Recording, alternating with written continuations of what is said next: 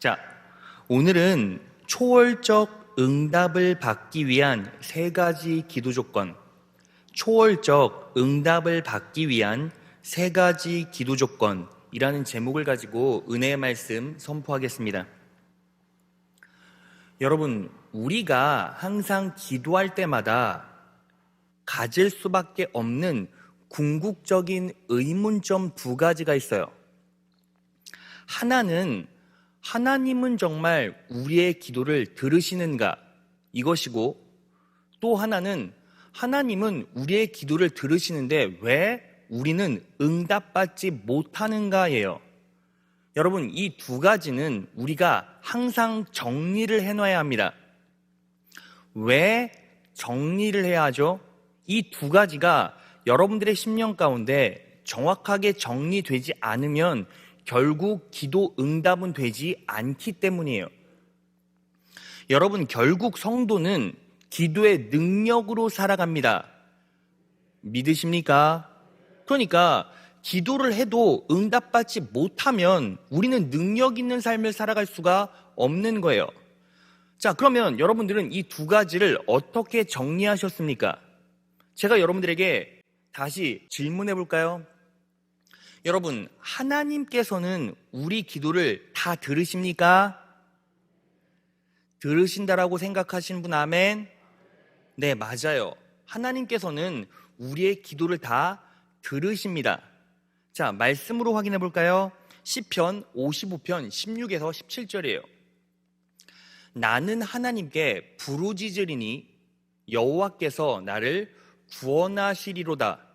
저녁과 아침과 정오에 내가 근심하여 탄식하리니 여호와께서 내 소리를 들으시리로다 라고 나와 있죠. 저녁과 아침과 정오래요. 이 말은 무슨 뜻입니까? 아침, 점심, 저녁이죠. 아침, 점심, 저녁에 여호와께 탄식하듯이 기도하면 내 소리를 다 들으신다라는 거예요. 바꿔 말하면 기도할 때마다 하나님께서는 그 기도 소리를 들으신다는 겁니다. 믿으십니까? 자, 그러면 두 번째 질문. 왜 하나님께서는 기도를 다 들으시는데 응답하시지 않으시죠? 자, 이유가 있어요. 우리는 하나님께 간구하기 전에 먼저 하나님과의 관계를 위한 기도를 해야 돼요. 바꿔 말하면 대화를 위한 기도를 해야 된다는 겁니다. 또 바꿔 말하면 이 말은요, 이유 없이, 이유 없는 기도를 해야 한다는 거예요. 여러분, 하나님께서는 우리를 정확하게 어떻게 생각하십니까? 자, 말씀 보겠습니다. 이사야 41장 8절이에요. 그러나 나의 종 너 이스라엘아, 내가 선택한 야곱아, 나의 친구 아브라함의 자손아. 여러분, 아브라함의 자손이 누구예요? 바로 우리잖아요. 근데 우리를 하나님께서는 나의 친구라고 말씀하십니다. 그리고 신약 성경 요한복음 15장 15절에 보면 이렇게 나와 있죠. 다 같이 한번 읽어볼까요? 시작. 그러나 이제부터는 내가 너희를 종이라고 부르지 않겠다. 종은 그의 주인이 무엇을 하는지를 알지 못한다. 나는 너희를 친구라고 불렀다. 자, 보세요. 구약의 하나님도 신약의 예수님도 저와 여러분을 친구라고 생각하세요. 자, 그럼 여러분, 친구끼리 대화는 왜 합니까? 이유가 없어요. 그냥 친구니까요. 친구가 좋으니까요. 그럼 여러분, 기도는 뭡니까? 기도는 하나님과 우리와의 대화죠. 친구 간의 대화란 말이죠. 그런데 우리는 항상 대화는 안 하고 뭐만 합니까? 간구만 하잖아요. 요청만 하잖아요. 여러분, 잘 생각해 보세요. 친구가요, 맨날 여러분 만나서 대화를 하는데 만나자마자 맨날 돈 꺼달라고 요청만 하고 간구만 해요. 자, 그러면 여러분들은요, 그런 친구를 계속 만나고 싶습니까? 만나고 싶은 분 아멘? 없잖아요. 그럼 하나님 편에서 맨날 대화할 때마다 요구만 하고 간구만 해요. 그럼 하나님의 마음은 어떻겠습니까? 하나님은 신이시지만 하나님은 언제나 인격으로 반응하시죠. 그렇지 않습니까? 자, 여러분들의 부모님이 지방에 계세요. 그럼 우리는요, 뭐 하는 겁니까? 하루에 한 번씩이라도 전화해서 목소리를 들려드리는 게 자녀로서의 본분이죠. 하나님은 여러분과 대화하길 원하십니다. 믿으십니까? 하나님의 마음 가운데는 여러분들의 아름다운 목소리를 듣고 교제하고 싶은 마음이 우선인 거예요. 그래서 우리는 뭐 해야 합니까? 먼저 하나님과 어떤 기도를 해야 합니까? 이유 없는 기도를 해야 돼요. 그래서 하나님과의 관계를 두텁게 만들어 놓는 겁니다. 그 후에 뭐 하는 거예요? 하나님께 간구하는 거예요. 대화 후 간구, 대화 후 요청, 기도 후 간구, 기도 후 요청. 믿으신 분 아멘. 그래서요, 성경 역사를 보면 놀라운 축복을 받은 사람들은 이 기도, 하나님과의 대화와 간구를요, 정확하게 구분했어요. 자, 말씀 찾아볼까요? 바울부터 봅시다. 에베소서 6장 18절이에요. 바울이 이렇게 말했어요. 모든 기도와 간구를 하되 항상 성령 안에서 기도하고. 여러분, 기도와 간구를 구분했죠. 이 말은 기도란 간구, 요청 외에 다른 부분이 있다라는 거죠. 그게 뭐예요? 대화예요. 대화로서의 기도. 그런데 간구가 앞이에요? 기도가 앞이에요? 기도가 앞이잖아요. 그러니까 우리는 먼저 하나님과 대화하는 겁니다. 그리고 솔로몬도요, 왕상 8장 45절에 이렇게 말했어요. 주는 하늘에서 그들의 기도와 간구를 들으시고, 또 다니엘도 다니엘서 9장 17절에 이렇게 말했어요. 우리 하나님이여 지금 주의 종의 기도와 간구를 들으시고. 자, 그러니까 우리가 먼저 하나님께 요청하기 전에 뭐 하는 겁니까? 평소에 하나님과 관계, 대화로서의 기도를 하라는 거죠. 여러분, 그래서 살전 5장 16, 17, 18에 뭐라고 나옵니까? 항상 기뻐하라, 쉬지 말고 기도하라. 여러분, 우리가요, 요청만 한다면 쉬지 않고 하나님께 요청할 거리가 있어요?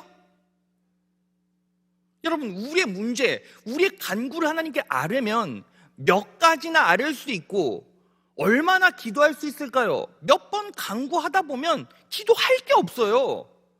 그런데 성경에선 쉬지 말고 기도하래요. 이 말은 무슨 뜻입니까?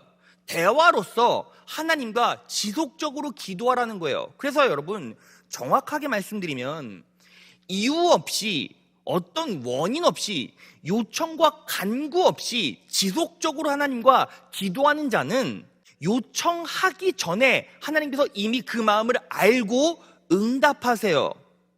믿으십니까? 자, 그러니까 우리는 오늘 원리를 내 영혼과 인생 가운데 삽입하기 전에 먼저 어떤 기초를 마련해야 합니까? 매일 하나님께 이유 없는 기도, 교제로서의 기도, 관계로서의 기도, 대화로서의 기도를 하십시오. 믿으십니까? 여러분, 그 기도가 여러분들의 삶 가운데 기초가 돼야 하나님께서 여러분들의 마음을 아시고 분명히 응답하실 것입니다. 더 섬세하게 간섭하실 것입니다. 믿으십니까? 그렇게 매 순간 어떤 이유가 없어도, 기도할 거리가 없어도 하나님과 온전히 교제로서 기도하신 여러분 되시기를 진심으로 축원합니다. 자, 그러면 그 기도를 바탕으로 깔아놔야 돼요. 제가 분명히 말씀드렸습니다. 그 기도를 바탕으로 깔아놓고, 그리고 그 위에 오늘 원리를 적용하는 거예요. 오늘 본문 말씀을 보면 세 가지 원리가 나와요. 이 기도의 원리 세 가지를 딱 삶에 적용시킬 때 우리는 초월적인 응답을 받을 수 있습니다. 믿으십니까? 그렇게 기도하셔서 응답받는, 초월적인 응답받는 여러분 되시기를 진심으로 축원합니다. 자, 오늘 본문이 말하고 있는 세 가지 기도의 원리가 있어요. 하나하나 살펴보겠습니다. 첫째, 다 같이 읽겠습니다. 시작. 하나님의 축복의 표지들을 알고 믿고 기도하십시오. 하나님의 축복의 표지들을 알고 믿고 기도하라는 거예요. 자, 여러분, 오늘 본문 말씀을 보면 아브라함이 자기 아들의 아내를 찾기 위해서 늙은 종 엘리에셀을 메소포타미아 나홀의 성으로 보냅니다. 그리고 이 나홀의 성에서, 이 성 근처에서 이 늙은 종이요 하나님께 기도하는 장면이 오늘 본문 말씀이에요. 그런데 오늘 본문 말씀 보면 이렇게 나와 있습니다. 창세기 24장 12절이에요. 그는 기도하였다. 주님, 나의 주인 아브라함을 보살펴 주신 하나님, 오늘 일이 잘 되게 하여 주십시오. 나의 주인 아브라함에게 은총을 베풀어 주십시오. 오늘 일이 잘 되게 하여 주십시오. 은총을 베풀어 주십시오. 라고 담대하게 확신 있게 기도했어요. 자, 그러면 이 종은요, 어떻게 내 주인 아브라함에게 은혜를 베풀어 주시고 다 잘되게 도와주십시오 라고 확신 있게 기도할 수 있었죠? 자, 이유가 있어요. 이 아브라함의 종은 이미 하나님께서 아브라함에게 축복을 쏟아부어 주실 줄을 알고 있었기 때문이에요. 오늘 본문을 포함하고 있는 창세기 24장을 보면 그 내용이 나와 있어요. 자, 창세기 24장 1절에서 2절로 갑니다. 다 같이 한번 읽어볼까요? 시작. 아브라함이 이제 나이 많아 늙었고 여호와께서는 모든 일에 그를 축복하셨다. 어느 날 아브라함은 자기 집 재산을 맡아 관리하는 제일 나이 많은 종에게 말하였다. 자, 여호와께서는 모든 일에 아브라함을 축복하셨죠. 그런데 이 종은요, 아브라함의 집에서 어떤 역할을 맡았어요? 자기 집 재산을 맡아 관리했죠. 그러니까 하나님께서 아브라함에게 축복을 쏟아부어 주시면 이 종은요, 당연히 가장 민감하게 할 수가 있죠. 왜요? 재산 맡고 있었으니까요. 하나님께서 축복을 쏟아부어 주시면 아브라함은 재산이 쌓일 것이고, 재산을 관리하는 종은 당연히 아브라함이 하나님께 축복받는구나라는 걸 체감했겠죠. 그런데 뭐라고 나와 있습니까? 하나님께서 아브라함을 모든 일에 범사에 축복하셨대요. 그러니까 어떤 상황에서도 하나님께서는 내 주인 아브라함에게 축복을 쏟아부어 주시겠구나라는 것을 이 종은 알았어요, 몰랐어요? 당연히 알았다는 거죠. 그래서 당연히 아니까, 그 축복의 표지를 알았으니까 담대하게 믿음을 가지고 능력 있게 기도할 수 있다는 거예요. 믿으십니까? 자, 여러분, 이거죠. 주실 줄 알면 달라고 기도할 수 있는 거죠. 주실 줄 100% 알면 담대하게 기도할 수 있는 거죠. 믿으십니까? 그렇다라는 거예요. 자, 그러면요, 여기서 우리가 어떤 통찰력을 끌어올 수 있습니까? 우리도 축복의 표지, 나에게 부어질 축복의 표지를 온전히 알 수만 있다면 능력 있는 기도, 믿음의 기도, 확신 있는 기도를 당연히 할 수 있겠죠. 믿으십니까? 자, 그러면 하나님께서 여러분들에게 어떤 축복을 쏟아부어 주시기로 작정하셨습니까? 자, 여러분, 우리는요, 누구의 자손입니까? 아브라함의 자손이죠. 자, 갈라디아서 3장 7절 보겠습니다. 그런즉 믿음으로 말미암은 자들은 아브라함의 자손인 줄을 알지어다라고 나와 있죠. 믿음으로 말미암은 자 누구예요? 저와 여러분이잖아요. 그러니까 우리는 누구의 자손이에요? 아브라함의 자손이죠. 그러면 아브라함의 자손인 우리는 어떻게 그 아브라함의 축복을 받게 됩니까? 갈라디아서 3장 14절 상반절 보면 이렇게 나와 있어요. 다 같이 읽겠습니다. 시작. 이것은 그리스도 예수님 안에서 이방인들도 아브라함의 복을 받고. 자, 보세요. 그리스도 예수님 안에서 우리는 아브라함의 복을 받아요. 그러니까 이 말은 뭐냐면, 예수를 믿는 자, 예수 그리스도의 십자가의 구속의 은혜를 온전히 믿고 받아들인 자는 그 예수 그리스도의 십자가의 구원의 축복이 우리 인생 가운데 온전히 임해서 그 축복이 뭐예요? 아브라함의 축복처럼 우리에게 하늘로부터 부어지고 채워진다는 거예요. 믿으십니까? 자, 그러면요, 그 아브라함의 축복의 실체가 뭘까요? 우리는 그리스도 안에 있습니다. 예수를 믿습니다. 십자가의 구속의 은혜, 그 축복이 우리에게 임했습니다. 믿으십니까? 그래서 우리는 아브라함의 축복을 받습니다. 믿으십니까? 자, 그러면 그 놀라운 축복의 실체가 뭘까요? 성경에서 너무나 많이 나와 있죠. 그런데 제가요, 하나만 여러분들에게 소개해 드릴게요. 여러분, 이 아브라함의 자손들이 받을 축복이 어디에 정확하게 몰려 있습니까? 신명기 28장에 있어요. 그런데 신명기 28장 5절을 보면 이런 축복이 약속되어졌습니다. 자, 보여주세요. 신명기 28장 5절이에요. 다 같이 읽겠습니다. 시작. 내 광주리와 떡반죽 그릇이 복을 받을 것이며. 자, 여러분, 광주리와 떡반죽 그릇이 복을 받는데요. 자, 그럼 이 말의 무슨 뜻입니까? 여러분, 여기서 광주리는요, 이스라엘 백성이 추수하잖아요. 농사를 지어서 추수할 때 그 추수한 열매들을 담아놓는 것을 말해요. 보통 추수할 때 농사꾼들이 막 포도 같은 거 따면요, 옆에 커다란 광주리 같은 거 메고 막 포도 따잖아요. 사과를 따던. 이렇게 땄을 때 그걸 집어넣는 그릇이 광주리예요. 그리고 떡반죽 그릇은 뭐냐면, 여러분, 우리 혹시 수제비 막 만들어 본 적 있으시죠? 수제비 만들어 먹을 때 어떡합니까? 밀가루를 막 물에 묻혀서 막 반죽 치대죠. 그 치대는 그릇을 말해요. 그런데 이 광주리와 떡반죽 그릇이 복을 받는다는 의미는 뭐냐면, 여러분, 바꿔 생각해 보세요.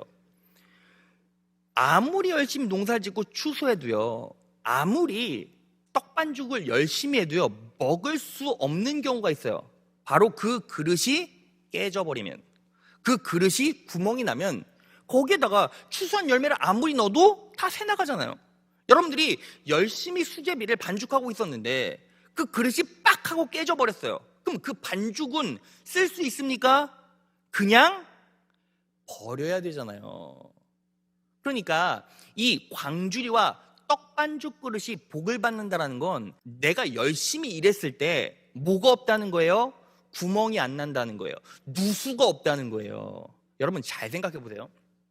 세상 사람들이 죽어라고 일해요. 열심히 일해요. 우리보다 100배, 1000배 더 열심히 일해요. 그런데 왜 재산을 모으지 못하는지 아십니까? 빠져나갔기 때문이에요. 여러분, 세상 사람들이 열심히 노력해도 그것들을 수확하지 못하는 이유가 무엇입니까? 열심히 일을 했는데 여기 새나가고 저기 새나가고 결국에는 남는 게 없어요. 그러니까 그 부를 축적할 수도 없고 그 축복을 누릴 수도 없는 거죠. 그런데 하나님 믿는 사람은 예수 그리스도의 십자가의 구속의 은혜 때문에, 예수 그리스도의 그 십자가의 구속의 은혜, 그 축복 때문에 우리가 열심히 일한 만큼 얻게 되고, 그리고 그걸 수확해도요, 절대로 누수되거나 빠져나가질 않는다라는 거예요. 바꿔 말하면 하나님께서 부어주시면 부어주신 만큼 채워지고 넘쳐난다는 겁니다.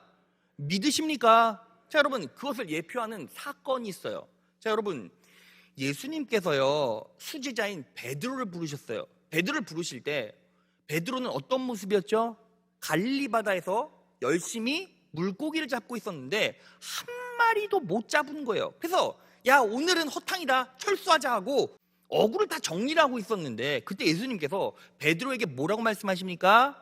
다시 바다로 나가서 그물을 던져라 라고 말씀하셨어요. 그리고 베드로가 어떻게 합니까? 그물을 던졌더니 물고기를 왕창 잡았죠. 그런데 그 그물이 어떻게 되었습니까? 자, 누가복음 5장 5절에서 6절이에요. 시몬이 대답하여 가로되 선생이여, 우리들이 밤이 마치도록 수고를 하였으되 얻은 것이 없지만은 말씀에 의지하여 내가 그물을 내리리이다 하고, 6절 다 같이 읽겠습니다. 시작. 그리한즉 고기를 애운 것이 심이 많아 그물이 찢어지는지라. 믿음으로 던졌는데 그물에 물고기가 가득 찼죠. 그런데 심이 많아 그물이 어떻게 됐어요? 찢어졌어요. 찢어졌으면 물고기가 다 새 나갔겠죠. 그래서 보다 못해서 어떻게 합니까? 배를 갖다 놓고 거기에다 받아냈어요. 자, 그런데 이 사건이요, 한 번 더 나와요. 예수님께서 십자가에 못 박혀 돌아가시고 부활하신 후에 제자들 앞에 다시 나타나시죠. 그리고 베드로에게 야, 생선 잡아와라 라고 말하세요. 자, 그 장면을 보겠습니다. 요한복음 21장 10절에서 11절이에요. 예수께서 제자들에게 말씀하셨다. 너희가 지금 잡은 생선을 조금 가져오느라.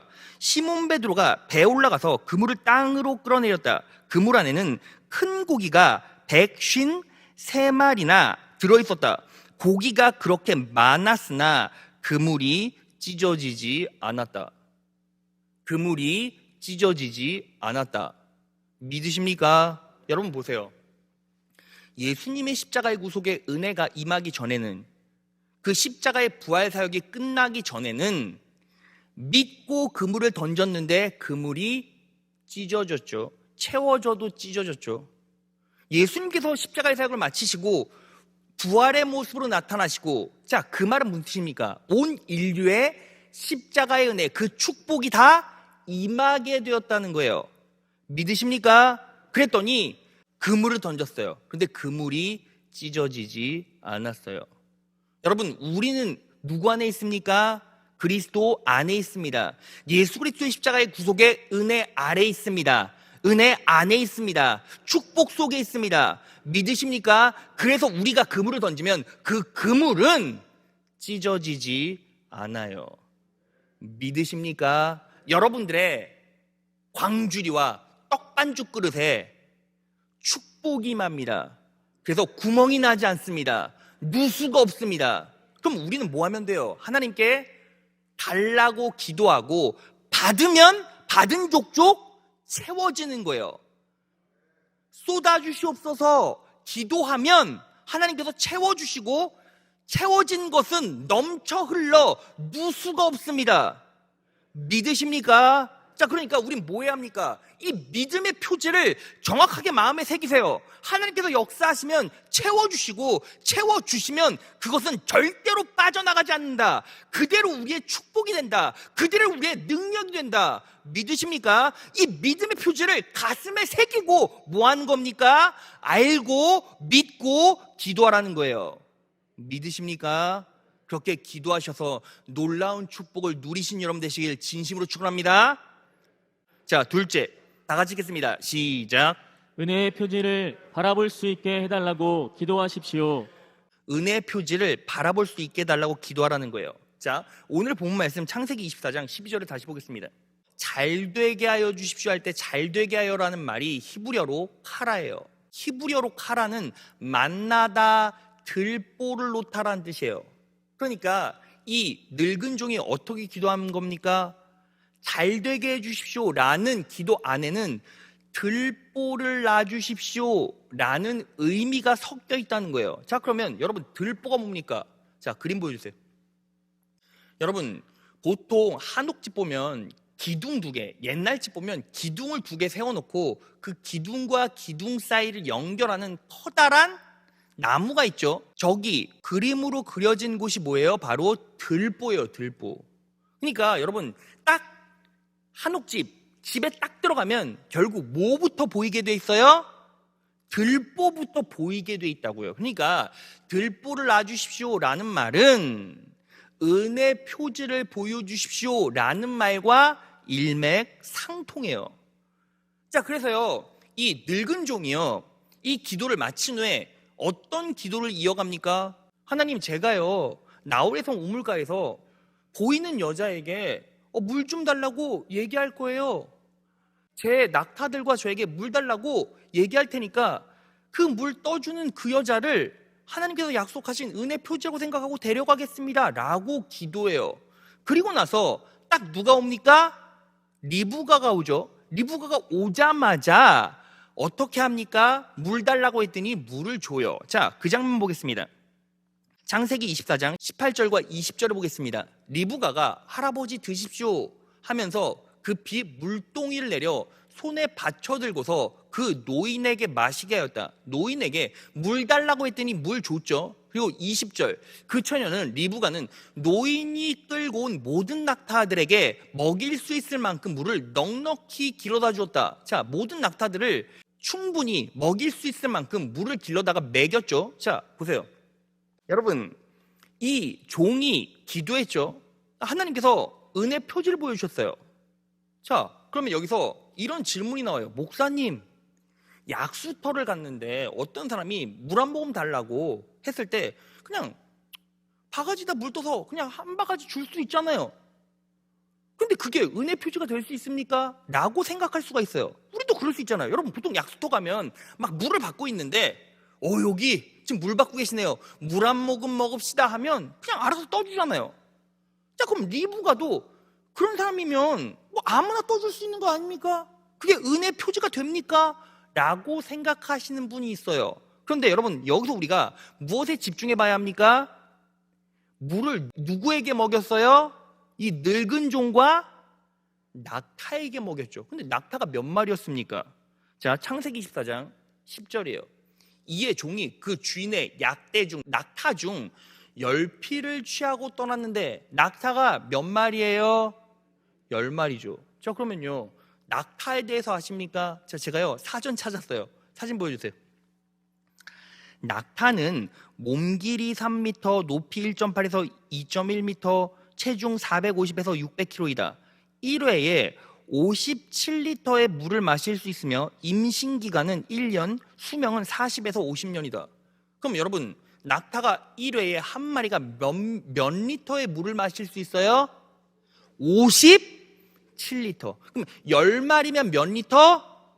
570리터. 여러분, 우리 보통 콜라 마실 때 1.5리터 페트병으로 마시잖아요. 이렇게 마시잖아요. 근데 그 570리터면 페트병이 380개예요. 그럼 여러분, 약속 갔는데 1.5리터 페트병 380개 갖고 와서 물 좀 담아주세요 하면 여러분들 담아주겠습니까? 미친 거 아니에요? 줄 서서 네가 담으세요 할 거 아닙니까? 근데 이 리브가는 담았다고요.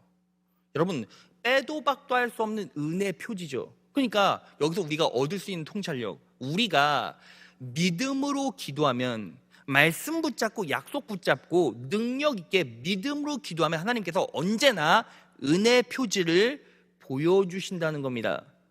믿으십니까? 그 은혜 표지를 보여주시는데 문제가 뭐예요? 하나님께서는 은혜 표지를 보여주시는데 우리가 그 은혜 표지를 못 봐요. 그래서 우리는 뭐 해야 합니까? 하나님, 은혜 표지를 볼 수 있는 민감한 시야, 영안을 열어주십시오 라고 기도해야 돼요. 은혜 표지를 온전히 내가 볼 수 있을 때 그 표지를 붙잡고 다시 기도할 수 있죠. 그러니까 내 기도가 어떻게 됩니까? 도약한다는 거예요. 더 큰 능력의 기도를 할 수 있다는 거죠. 여러분, 제가요 유학 시절에 섬기던 교회에서 어떤 장로님이 한 분 계셨는데, 그 장로님이요 이제 주일예배 시간에 끝나고 이제 작은 개척교회니까 간증을 하셨는데 그 간증이 진짜 놀라워요. 그 장로님이 한국에서 홍대 미대를 나오셔서 캐나다로 이제 이민을 오신 거예요. 근데 이민을 오시자마자 이제 먹고는 살아야겠고 저축한 돈은 이제 탕진을 하고, 그러니까 뭘 할까 하다가 슈퍼마켓을 하셨어요. 근데 이 슈퍼마켓이 너무 잘 돼서요 5년 만에 슈퍼마켓을 이제 배로 늘릴 수가 있게 됐어요. 그러니까 지금 이 슈퍼마켓을 담보 잡아서 2호점을 크게 차리는 거예요. 그러니까 슈퍼마켓이 2개가 된 거죠. 근데 갑자기 경기가 확 안 좋아져서 슈퍼마켓이 하나가 망하니까 연쇄적으로 하나까지 망해서 2개 다 거의 망해가고 있었어요. 그러니까 이 장로님이 너무 불안하고 힘드니까 하나님께 기도하는 거예요. 하나님, 지금 실제로 저에게 남은 게 뭡니까? 지금 부도가 나서 이 마트 하나를, 기존에 가지고 있었던 마트 그 돈을 팔아서 메꿔야 되는 상황이니까 이제 저는 다 날라갔습니다. 다 끝장났습니다. 제가 가진 건 그냥 2손 2발밖에 없어요. 하나님, 저는 어떻게 합니까? 이제 어떻게 살아야 합니까? 그냥 한국으로 다시 가야 됩니까? 캐나다에서 이렇게 오래 살았는데 어떻게 살아야 합니까? 라고 계속 기도했대요. 근데 아무리 기도해도 하나님께서 은혜 표지를 보여주시질 않는 거예요. 그러니까 맨날 기도하는 게 이제 저는요 돈 하나도 없고 다 털렸고 이제 가진 거라곤 그냥 두 손 두 발밖에 없어요. 아무것도 없습니다 하고 하나님께 계속 기도를 했어요. 근데 갑자기 어느 날 친구한테 전화가 왔대요. 같이 슈퍼마켓을 동업하던 친구가 사고가 났다는 거예요. 그래서 가보니까 음주운전을 하다가 교통사고가 났대요.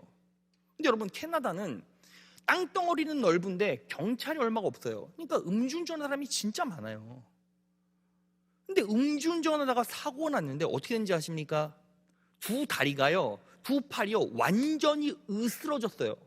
그냥 똑 하고 부러진 게 아니라 완전히 으스러져서 회복되더라도 정상적인 생활을 할 수가 없대요. 그러니까 쉽게 말해서 장애인 된 거예요. 근데 갑자기 그 믿지 않는 술 마시고 방탕하게 살다가 교통사고 난 그 친구의 완벽하게 잃어버린 두 팔과 두 발을 보자마자 갑자기 성령 하나님께서 어떤 은혜 표지를 나에게 이미 주셨다라는 걸 깨달았습니까? 항상 기도할 때마다 하나님, 저는 가지고 있는 게 두 팔과 두 발밖에 없는데요. 전 가지고 있는 게 두 팔과 두 발밖에 없는데요. 하나님께서 은혜 표지를요 자기 입술로 계속 고백하게 하셨는데 그 장로님은 당신이 기도하고 얘기를 하면서도 왜 은혜 표지를 보여주시지 않냐고 기도하면서 두 팔과 두 발밖에 없습니다. 근데 결국 그 장로님이 어떻게 제기했는지 아세요? 딱 그분이요 홍대 미대 나왔잖아요. 그러니까 그 정원에서 잔디 깎는 가위 하나 사서 조경업을 하셨대요. 두 팔과 두 발로 뛰면서 그냥 요거만 한 거예요. 계속 가위질 요거만. 근데 여러분 커다란 집에서 그거만 열심히 막 기가 막히게 해주는데 한 번 하는데 1,000불씩 받았대요. 우리나라 돈으로 100만 원. 그러니까 거의 하루에 100만 원 돈을 계속 번 거예요. 그래서 완전히 재기하셨어요. 뭘로? 본인이 기도했던 두 팔과 두 발로. 자본금 0, 자본금 0원, 두 팔과 두 발로. 여러분 하나님께서는 여러분들의 기도를 분명히 들어주십니다. 그런데 어떻게 들어주십니까? 언제나 기도할 때 은혜 표지를 보여주세요. 그런데 우리가 보지를 못해요. 내 입으로 고백하면서도 보지를 못해요. 그러니까 뭐 하는 겁니까? 먼저 어떻게 기도해야 돼요? 하나님, 기도할 때 은혜 표지를 볼 수 있도록 영안을 열어주세요. 영안을 열어주세요. 믿으십니까? 그러면 하나님께서 아주 작은 것도 보여지게 하시고 그 은혜 표지를 봤을 때 우리는 뭐가 커집니까? 하나님을 향한 내 믿음이 커지죠. 믿음의 기도는 역사하는 힘이 크니라. 믿으십니까? 그렇게 기도하신 여러분 되시길 진심으로 축원합니다. 자, 마지막 셋째요. 셋째. 다 같이 읽겠습니다. 시작. 말씀을 통해 하나님의 마음을 깨닫게 해달라고 기도하십시오. 자, 말씀을 통해 하나님의 마음을 깨닫게 해달라고 기도하라는 거예요. 자, 여러분 여기서요 본질적인 질문을 하나 던져봅시다. 여러분, 왜 아브라함이 종을 나홀의 성 메소포타미아, 즉 아브라함의 고향으로 보냈습니까? 여러분, 지금 아브라함은 어디에서 살고 있었어요? 가나안에서 살고 있었어요. 그런데 가나안은 이방 땅이잖아요. 그러니까 자기 아들 이삭의 아내를 결국 사환, 종을 자기 고향으로 보내지 않으면 누구랑 결혼해야 돼요? 가나안 이방 땅의 여인하고 결혼시켜야 된다는 거죠. 그걸 하나님께서는 너무 싫어하셨고 그리고 그걸 원하지 않으셨다는 거예요. 그걸 아브라함은 어떻게 알았습니까? 말씀을 통해 알았어요. 자, 창세기 22장 17절이에요. 내가 반드시 너에게 큰 복을 주며 너의 자손이 크게 불어나서 하늘의 별처럼 바닷가에 모래처럼 많게 하겠다. 너의 자손은 원수의 성을 차지할 것이다. 너의 자손은 어느 성을 차지해요? 원수의 성을 차지하죠. 여러분, 여기서 원수의 성이 어떤 성을 말합니까? 가나안 안에 있는 성을 말해요. 그래서 이 약속이 결국 어떻게 실현됩니까? 애굽이 이스라엘 백성을 430년간 통치하고 탈출했죠. 그리고 결국에 어디로 들어가요? 가나안으로 들어가는데 그 가나안을 어떻게 빼앗습니까? 무력으로 빼앗아요. 전쟁을 일으켜서 가나안을 획득했다고요. 그러니까 가나안은 뭐가 된 거예요? 원수의 성이 된 거라고요. 그러니까 원수의 성을 차지할 것이다 라는 말 가운데는 가나안은 너의 원수가 될 거야 라는 의미를 포함하고 있죠. 그러니까 내 아들을 가나안에서 결혼시키면, 가나안의 여자와 결혼시키면 결국 원수의 여자와 결혼시킨 거나 마찬가지예요. 그걸 하나님께서는 원하시지 않으신 거죠. 그래서 아브라함이 사환에게 자기 고향 땅 메소포타미아 나홀의 성으로 보낼 때 이렇게 말합니다. 창세기 24장 3절에서 4절이에요. 나는 내가 하늘의 하나님 땅의 하나님이신 주님을 두고서 맹세하길 바란다. 너는 나의 아들의 아내가 될 여인을 내가 살고 있는 이곳 가나안 사람의 딸들에게서 찾지 말고 나의 고향 나의 친척이 사는 곳으로 가서 거기에서 나의 아들 이삭의 아내 될 사람을 찾겠다고 나에게 맹세하여라. 왜요? 하나님께서 야, 이방 여자랑 결혼시키지 마, 가나안 여자는 안 돼 라고 말씀하셨고, 그리고 아브라함은 그 하나님의 말씀, 그 하나님의 중심, 의도를 알았기 때문에 굳이 종을 그쪽으로 보내버린 거예요. 그리고 그 종은 거기에서 아내 달라고 기도한 거죠. 그 말씀을 듣고 깨달았기에 뭐 한 거예요? 그 말씀 붙잡고 기도한 거란 말이죠. 그러니까 우리는요, 언제나 기도할 때 내 기도보다 무엇이 먼저 앞서야 합니까? 하나님의 마음을 말씀을 통해 아는 것, 이게 먼저 앞서야 된다는 거예요. 믿으십니까? 자, 여러분, 제가요 왜 이런 얘기를 했습니까? 이유가 있어요. 여러분 보세요. 자, 그냥 정직하게 그냥 우리 여기서 툭 터놓고 얘기해 봅시다. 여러분들이 기도할 때 어떤 기도 제일 많이 합니까? 실제로 가장 최근에 어떤 기도 제일 많이 했습니까? 여러분, 실상 이 시대를 살아가는 많은 그리스도인들은 기도할 때 어떤 기도 많이 합니까? 물질 축복 달라고, 사업 잘 되게 해달라고, 물질 축복, 사업 잘 되게 해달라고. 바꿔 말하면 어떤 기도예요? 돈 달라고 기도하잖아요. 여러분, 제가 너무 적나라하게 얘기했습니까? 근데 여러분, 실제로 그렇잖아요. 이 시대에 살아가는 많은 그리스도인들이 하나님 돈 주세요, 돈이 필요합니다라고 기도 많이 해요. 자, 그러면 그 기도는요, 맞는 기도입니까? 틀린 기도입니까? 여러분, 돈 달라고 기도하는 거 맞아요? 틀려요? 맞아요. 돈 달라고 기도하세요. 그런데 돈 달라고 기도하기 전에 어떤 부분부터 먼저 점검을 해야 합니까? 돈을 향한 하나님의 마음이 어떤지를 먼저 알아야 된다고요. 그걸 알고 기도해야 하나님께서 주든지 말든지 할 것 아닙니까? 자, 그러면 하나님께서는 돈을 어떻게 생각하십니까? 여러분, 성경에서요, 돈은 좋은 거라고 했어요? 나쁜 거라고 했어요?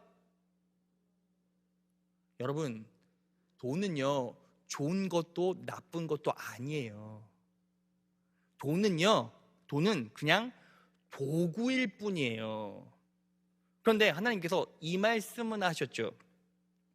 돈은 나쁜 게 아니고, 돈은 좋은 것도 아니고 그냥 도구일 뿐인데 하나님께서 무엇이 악하다고 하셨습니까? 자, 디모데전서 6장 10절이요. 다 같이 읽겠습니다. 시작. 돈을 사랑함이 일만하게 뿌리가 되나니. 자, 돈이 좋다 나쁘다는 성경에 있는 게 아니에요. 그런데 돈을 사랑하는 것은 일만 악의 뿌리가 된대요. 그러니까 돈을 사랑하는 것은 나쁜 거다 좋은 거다? 나쁜 거다 좋은 거다? 끝까지 나쁜 거라고 얘기를 하고 싶지가 않아. 왜? 돈을 좋아하니까. 네, 여러분 보세요. 하나님께서는 돈을 자신과 비교한다는 것 자체를 미워하시고 비교하는 것 자체를 불쾌하시는 거예요. 자, 말씀 찾아보겠습니다. 마태복음 6장 24절이에요. 한 사람이 두 주인을 섬기지 못할 것이니 혹 이를 미워하고 저를 사랑하거나 혹 이를 중히 여기고 저를 경히 여김이라. 너희가 하나님과 재물을 겸하여 섬기지 못하느니라. 여러분 보세요. 이를 미워하고 저를 사랑한대요. 혹 이를 중히 여기고 저를 경히 여김이라. 이게 무슨 뜻입니까?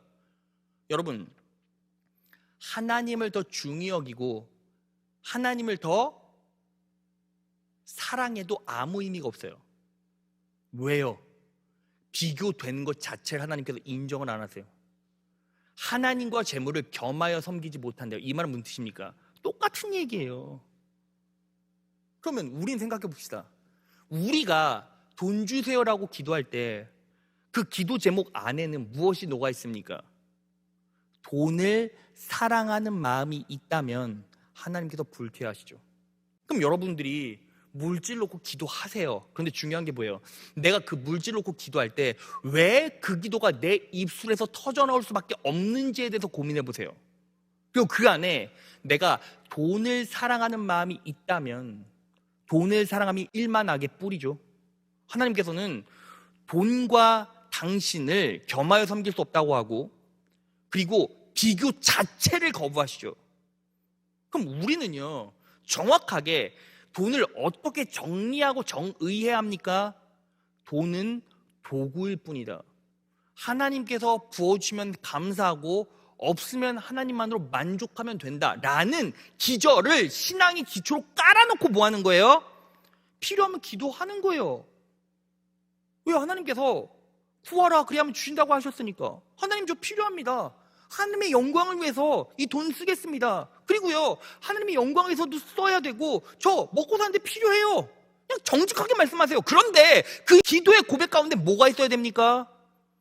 하나님과 돈 사이를 왔다 갔다 거리면서 내 마음 가운데 내가 돈을 사랑한, 내가 물질을 사랑함이 있다면 하나님께서 그 기도를 응답해 주실 수가 없어요.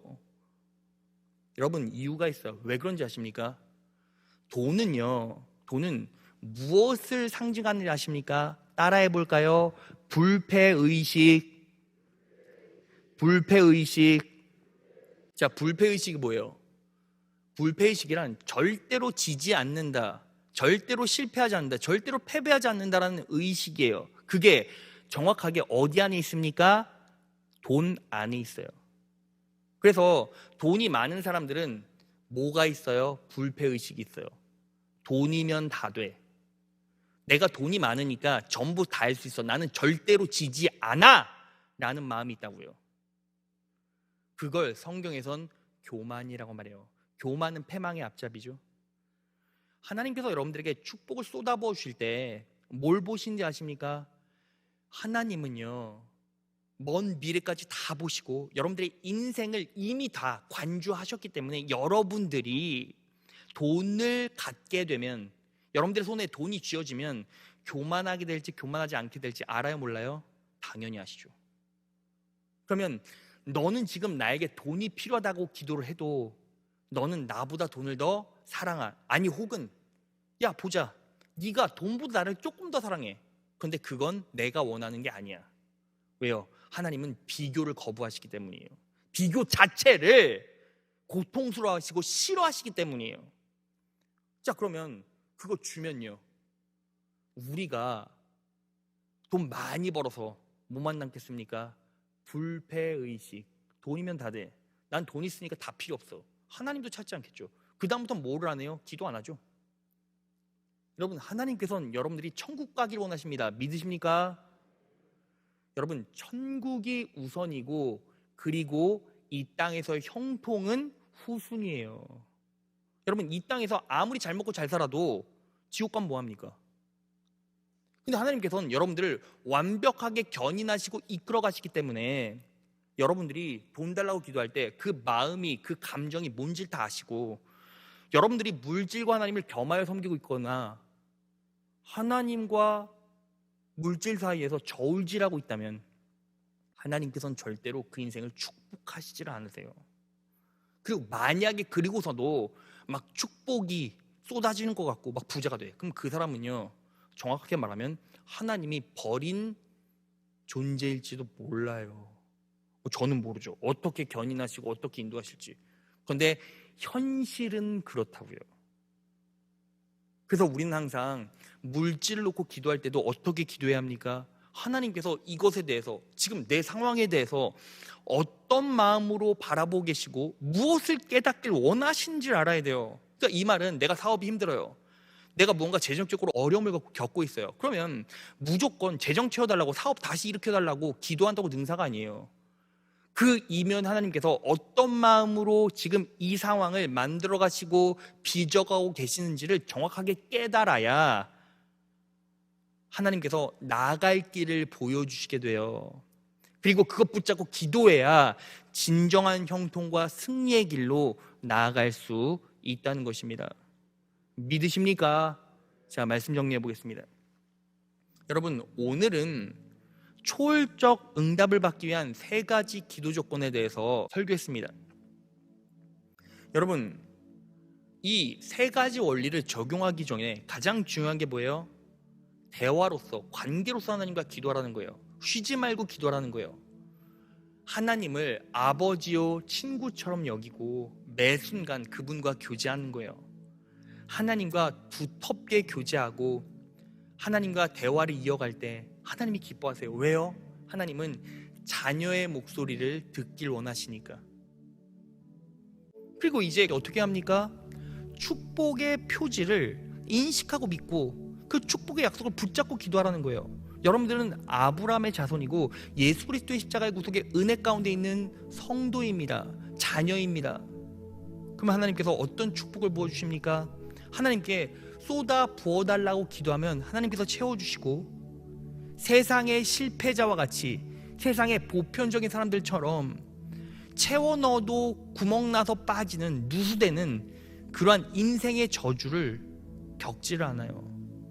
그리고 기도할 때마다 하나님, 저 믿음이 연약하잖아요, 저 너무나 부족하잖아요, 신앙의 초보잖아요. 그러니까 은혜 표지를 볼 수 있는 눈을 주세요.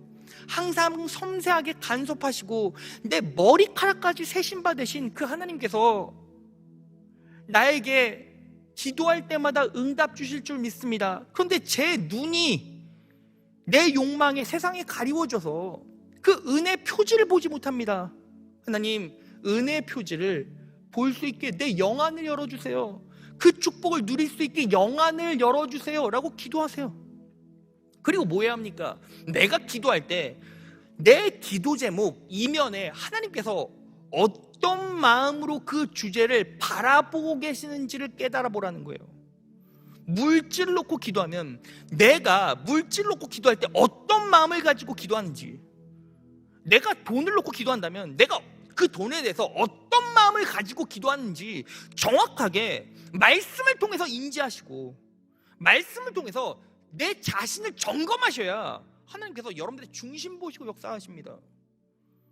여러분, 이 말씀을 내 마음 가운데 정확하게 새겨 넣으시고 그리고 이 말씀 붙잡고 기도하셔서 초월적인 응답을 매일매일 누리는 귀한 자녀들 되시기를 진심으로 축원합니다.